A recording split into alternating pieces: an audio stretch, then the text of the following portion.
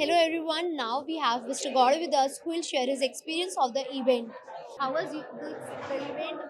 How was your experience of the event? I think this is one of the most awaited event that I could see, because this is an event that brings in best of the minds, the large company CEOs onto one platform, where we not only share the ideas, the trends in the industry, and also we try to look at the options of collaborations, and that is what India needs today with a 1.4 billion population, and the diseases, the new diseases that are coming. I think no single player can actually address them. So this platform actually helps us to network, understand the strengths of each other, the big players that are there in the market, and then see the options of collaborations.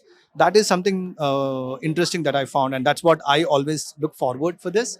And then apart from our routine panel discussions, which are always enriching, gives us a lot of information about their thought process around this industry. So all in all, I think a fantastic event that ET Health has taken up, and I would strongly recommend them to continue this, because this is very very helpful for the industry and for the companies. So my next question to you is that we have come a long way in this diagnostic industry.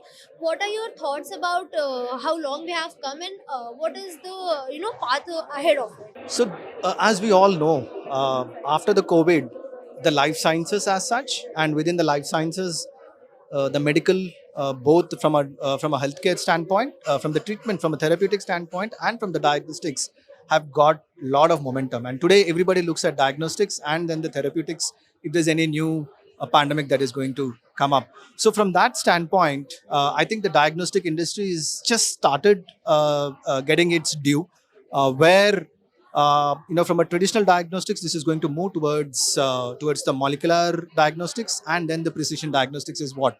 So this is just the beginning, and then there is a lot that we can reap from this industry. And let's not forget that India has 1.4 billion population, and then of course with that kind of a number, the diagnosis becomes critically very important before we even move towards the treatment. So anything around precision, anything around molecular diagnostics, anything around the genomics is going to be the future. So all in all, this is going to be one of the brightest industries that we could look at.